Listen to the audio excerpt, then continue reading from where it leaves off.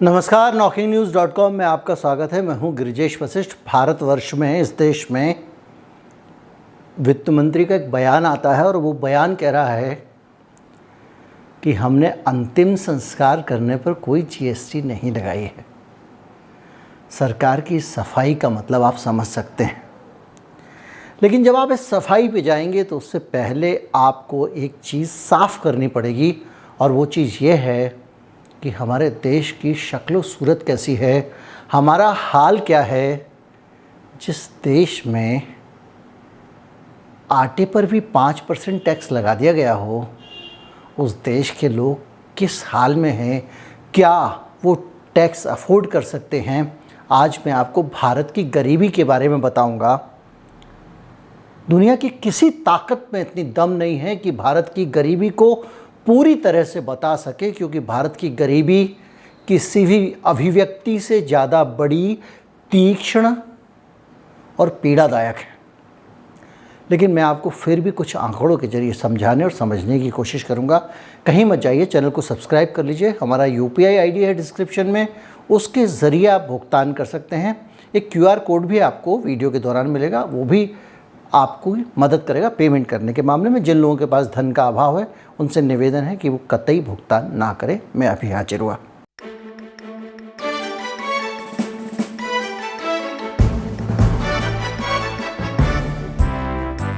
Lancet है एक विज्ञान पत्रिका, उसकी रिपोर्ट कहती है कि भारत में 2.4 मिलियन यानी 24 लाख लोग ऐसी बीमारियों से मर जाते हैं जिन बीमारियों का इलाज संभव है। सारी मौत की बात नहीं कर रहा हूँ, यानी आपका ट्रीटमेंट हो सकता है लेकिन आप करवा नहीं सकते हैं, क्योंकि ट्रीटमेंट तक आपकी पहुँच नहीं है, आर्थिक रूप से भी पहुँच नहीं है और फिजिकली भी पहुँच नहीं है। मतलब आपको जो जिन अस्पतालों में इलाज है वो आपके गांव से, आपके शहर से बहुत दूर हैं, पहली चीज़। और दूसरा ये है कि आपके पास उतने पैसे नहीं हैं कि आप इलाज करा सकें। ये उस देश में है जहाँ पे प्रधानमंत्री मुफ्तखोरी की बात करता है और देश के लोगों की ज़रूरतों की चीज़ देने के बजाय वो कहता है मुफ्तखोरी की राजनीति बंद होनी चाहिए, फ्रीवीज़ की। अब प्रधानमंत्री को छोड़िए, अपेक्षा करना बेकार है। हम बात करते हैं कि आंकड़ों की दशा क्या है। 136 देशों की लैंसेट ने जो स्टडी की थी, उनमें ये जानकारी सामने आई है। और वो स्टडी कहती है कि बहुत ख़राब केयर की क्वालिटी है भारत में, और insufficient access to health care, यानी पर्याप्त पहुंच नहीं है लोगों की इलाज तक, और उसके कारण लोगों की मौत हो जाती है। ये एक छोटा सा आंकड़ा देके मैंने आपको छोड़ दिया। आप सर्च कर सकते हैं, बहुत सारी जानकारी निकाल सकते हैं, क्योंकि बहुत सारी चीज़ें हैं। गरीबी की दूसरी तस्वीर बताता हूँ। दूसरी तस्वीर कहती है कि भारत दुनिया की गरीबी की राजधानी बन गया है, द पॉवर्टी कैपिटल। किसी अफ्रीका देश में इतने गरीब नहीं है जितने भारत में हैं।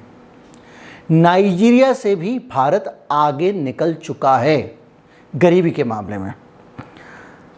मैं जानता हूं झट से कुछ लोग कहना चाहेंगे कि भाई भारत की आबादी भी तो इतनी है, तो क्या हुआ, आबादी के हिसाब से तो गरीबों की संख्या ज़्यादा होगी। मैं तो ये मानता हूं कि अगर इस देश में एक भी गरीब है तो इस देश में बाकी के लोगों के लिए शर्म की बात है, और सरकार के लिए शर्म की बात है जो इस देश पे राज करती है। लेकिन ये आंकड़ा सिर्फ संख्या में नहीं है। नाइजीरिया को हराकर अगर आप आगे निकले हैं, ये शर्मनाक दौड़ थी, डूब मरने वाली दौड़ में आप आगे निकल गए हैं। उनसे ज़्यादा गरीबी भारत में आ गई और नंबर 1 हो गया है भारत गरीबी में। वही भारत जिसमें अडानी साहब की दौलत कितनी बढ़ी है, कई वीडियो बना चुका हूँ। अंबानी साहब की दौलत कितनी बढ़ी है, कई वीडियो बना चुका हूँ। अडानी और अंबानी के लिए सरकार किस तरह सुविधाएं दे रही है, कई वीडियो बना चुका हूँ। उनको किस तरह लोन मिल रहे हैं, कई वीडियो बना चुका हूँ। उनके लिए किस तरह से नियम नरम किए जाते हैं, कई वीडियो बना चुका हूँ। उस देश में 12.2% आबादी गरीब है, जो कि नाइजीरिया के बराबर प्रतिशत है। लेकिन संख्या के मामले में भारत नाइजीरिया से थोड़ा सा आगे है। नाइजीरिया में 8,30,05,482 गरीबी की रेखा के नीचे हैं और भारत में संख्या 8,30,68,597 है। क्योंकि अभी अभी हम आगे निकले हैं इसलिए ये अंतर कम है। इसका मतलब ये नहीं है आप पीछे से आगे आए हैं।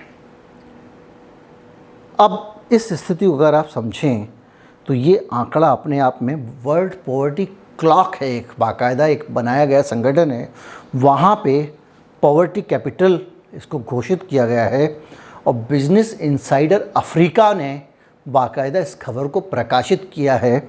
यानी अगर आप जीके का एग्ज़ाम दे रहे हैं तो दुनिया का सबसे गरीब देश कौन सा है, तो नाइजीरिया मत लिखिएगा, घाना मत लिखिएगा, भारत लिखिएगा। दुनिया का सबसे गरीब देश अफ्रीका के अंदर नहीं है, दुनिया का सबसे गरीब देश भारत है जो एशिया में है, जो दुनिया की सबसे बड़ी आबादी का देश बनने जा रहा है आने वाले समय में। उसमें गरीबों की आबादी दुनिया में सबसे ज़्यादा है, सबसे ज़्यादा प्रतिशत में है, 12.2%। अब आप अंदाज़ा लगाइए कि इस दशा में क्या होता होगा। अब आपको मैं एक और आंकड़ा बताता हूँ। ये आंकड़ा कहता है कि भारत में जो रफ्तार है, जो टारगेट है, वो ये है कि हर 2 सेकंड में 5 लोगों को गरीबी की रेखा से बाहर निकलना चाहिए। हर 2 सेकंड में 5 लोगों को। ये 2 सेकंड में 5 नहीं, 1 सेकंड में 2.5 आंकड़ा था, सरल बनाने के लिए मैंने 2 सेकंड कर दिया है। अब 2 सेकंड में 2 ही लोग निकलना है। यानी आपकी रफ्तार 40% है। जो रफ्तार आपका लक्ष्य है, जो आपका टारगेट है, उससे 40% ही चल रही है। गरीबी को हटाने के मामले में हम इतने फिसड्डी क्यों हैं? बाकी चीज़ों में तो हम लक्ष्य के नज़दीक पहुंचने की बात करते हैं। हालांकि ज़्यादातर योजनाओं में सिर्फ दिखावा है। मैंने अभी पिछले दिनों वीडियो बनाया था, आपको बता दिया था कि हर मामले में सरकार हमारी पीछे ही चल रही है। अब आपको कुछ और आंकड़े, कुछ और रिपोर्ट बताना चाहता हूँ। State of food security and nutrition in the world, ये रिपोर्ट आई थी 2020 में और इस रिपोर्ट में भारत में 18.92 करोड़ लोग कुपोषण के शिकार थे। ये ज़्यादा पुरानी बात नहीं है, इस पर भी मैंने वीडियो बनाया था, डिटेल वीडियो आप देख सकते हैं। यानी इस देश में लोगों को पर्याप्त खाना नहीं मिल रहा है, जीने के लिए ज़रूरी भोजन नहीं मिल रहा है, वो कुपोषण का शिकार है।